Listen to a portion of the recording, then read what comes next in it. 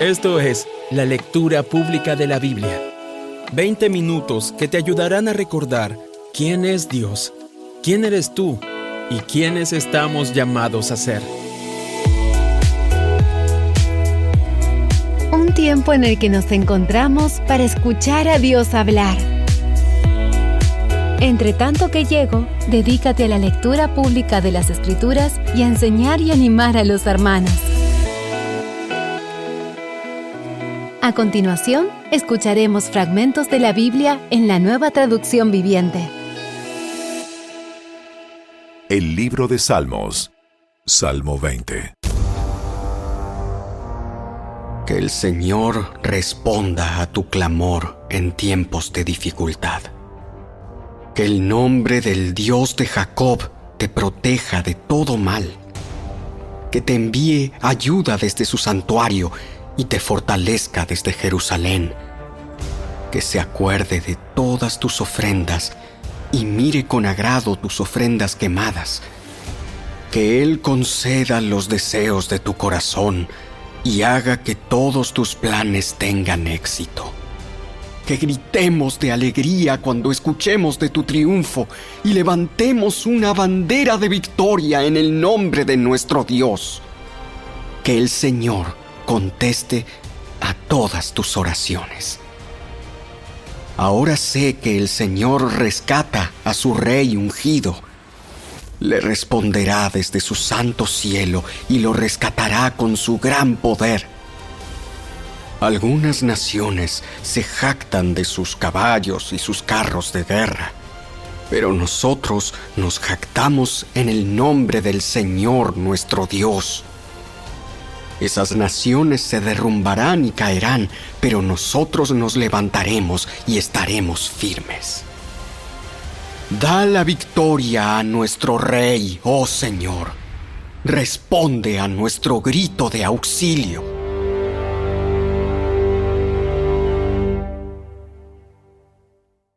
El libro del Éxodo, capítulo 17. Por orden del Señor, toda la comunidad de Israel partió del desierto de Sin y anduvo de un lugar a otro. Finalmente acamparon en Refidim, pero allí no había agua para que el pueblo bebiera. Así que el pueblo volvió a quejarse contra Moisés.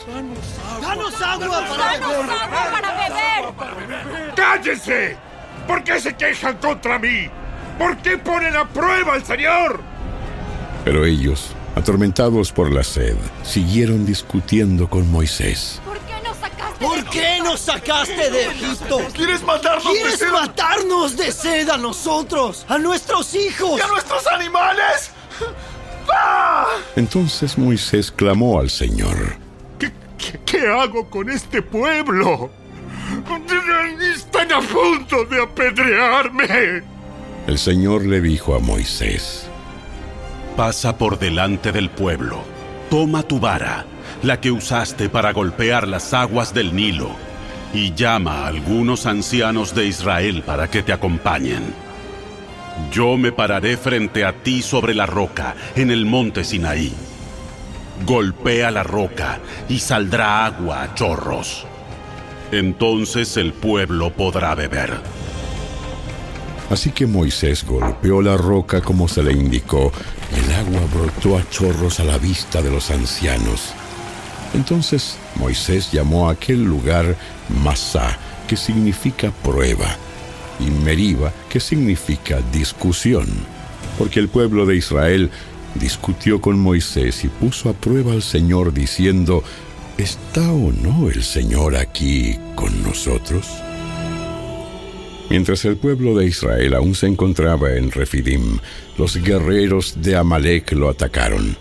Así que Moisés le ordenó a Josué: Escoge algunos hombres para salir a pelear contra el ejército de Amalec. Mañana yo estaré en la cima de la colina sosteniendo la vara de Dios en mi mano. Josué hizo lo que Moisés le ordenó y peleó contra el ejército de Amalec. Entretanto, Moisés, Aarón y Hur subieron a la cima de una colina cercana. Mientras Moisés sostenía en alto la vara en su mano, los israelitas vencían. pero cuando él bajaba la mano, dominaban los amalecitas. Pronto se le cansaron tanto los brazos que ya no podía sostenerlos en alto. Así que Aarón y Hur le pusieron una piedra a Moisés para que se sentara. Luego se pararon a cada lado de Moisés y le sostuvieron las manos en alto. Así sus manos se mantuvieron firmes hasta la puesta del sol. Como resultado, Josué aplastó al ejército de Amalec en la batalla. Después de la victoria, el Señor dio a Moisés las siguientes instrucciones. Escribe esto en un rollo para que sea un recuerdo perpetuo y léelo en voz alta a Josué. Yo borraré por completo la memoria de Amalec de debajo del cielo. Entonces Moisés edificó un altar en ese lugar y lo llamó Yahvé Nisi, que significa el Señor es mi estandarte. Dijo: por cuanto han levantado su puño contra el trono del Señor, ahora el Señor estará en guerra con Amalec de generación en generación.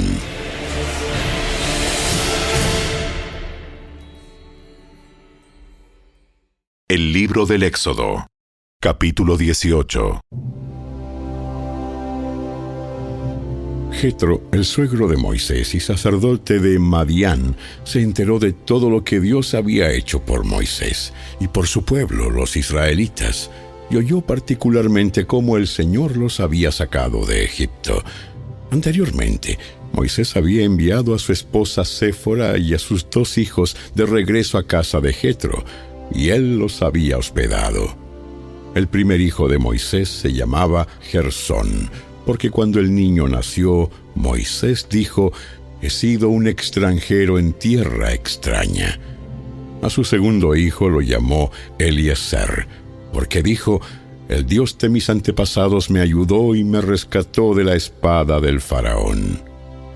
Así que Jetro, el suegro de Moisés, fue a visitarlo al desierto y llevó consigo a la esposa y a los 2 hijos de Moisés. Llegaron cuando Moisés y el pueblo acampaban cerca del monte de Dios. Jetro le había enviado un mensaje a Moisés para avisarle: yo, tu suegro, Jetro, vengo a verte junto con tu esposa y tus 2 hijos. Entonces Moisés salió a recibir a su suegro, se inclinó ante él y le dio un beso. Luego de preguntarse el uno al otro cómo les iba, entraron en la carpa de Moisés. Moisés le contó a su suegro todo lo que el Señor les había hecho al faraón y a los egipcios a favor de Israel. También le habló de todas las privaciones que habían sufrido a lo largo del camino y de cómo el Señor había librado a su pueblo de las dificultades. Jetro se alegró mucho al oír de todo el bien que el Señor había hecho por Israel al rescatarlo de las manos de los egipcios. ¡Alabado sea el Señor! Pues los rescató de los egipcios y del faraón. Así es, rescató a Israel del poder de Egipto. Ahora sé que el Señor es más grande que todos los demás dioses, porque rescató a su pueblo de la opresión de los egipcios arrogantes. Luego, Jetro, el suegro de Moisés, presentó una ofrenda quemada y sacrificios ante Dios. Aarón y todos los ancianos de Israel lo acompañaron a comer lo que fue ofrecido en sacrificio en presencia de Dios. Al día siguiente, Moisés se sentó para oír los pleitos que los israelitas tenían unos con otros, y el pueblo esperó a ser atendido delante de Moisés desde la mañana hasta la tarde. Cuando el suegro de Moisés vio todo lo que él hacía por el pueblo, le preguntó: ¿qué logras en realidad sentado aquí? ¿Por qué te esfuerzas en hacer todo el trabajo tú solo, mientras que el pueblo está de pie a tu alrededor desde la mañana hasta la tarde? Moisés contestó: porque el pueblo acude a mí en busca de resoluciones de parte de Dios. Cuando les surge un desacuerdo, ellos acuden a mí. y yo soy quien resuelve los casos entre los que están en conflicto. Mantengo al pueblo informado de los decretos de Dios y les transmito sus instrucciones. No está bien lo que haces. Así acabarás agotado, y también se agotará el pueblo. Esta tarea es una carga demasiado pesada para una sola persona. Ahora escúchame y déjame darte un consejo, y que Dios esté contigo. Tú debes seguir siendo el representante del pueblo ante Dios, presentándole los conflictos. Enséñales los decretos de Dios, transmíteles sus instrucciones, muéstrales cómo comportarse en la vida. Sin embargo, elige de entre todo el pueblo a algunos hombres con capacidad y honestidad, temerosos de Dios y que odien el soborno. Nombra a los jefes de grupos de 1000, de 100, de 50 y de 10 personas. Ellos tendrán que estar siempre disponibles para resolver los conflictos sencillos que surgen entre el pueblo, pero los casos más graves te los traerán a ti. Deja que los jefes juzguen los asuntos de menor importancia. Ellos te ayudarán a llevar la carga para que la tarea te resulte más fácil. Si sigues este consejo, y si Dios así te lo ordena, serás capaz de soportar las presiones y la gente regresará a su casa en paz. Moisés escuchó el consejo de su suegro y siguió sus recomendaciones. Eligió hombres capaces de entre todo Israel y los nombró jefes del pueblo. Los puso a cargo de grupos de 1000, de 100, de 50 y de 10 personas. Estos hombres estaban siempre disponibles para resolver los conflictos sencillos de la gente. Los casos más graves los remitían a Moisés, pero ellos mismos se encargaban de los asuntos de menor importancia. Poco tiempo después, Moisés se despidió de su suegro, quien regresó a su propia tierra.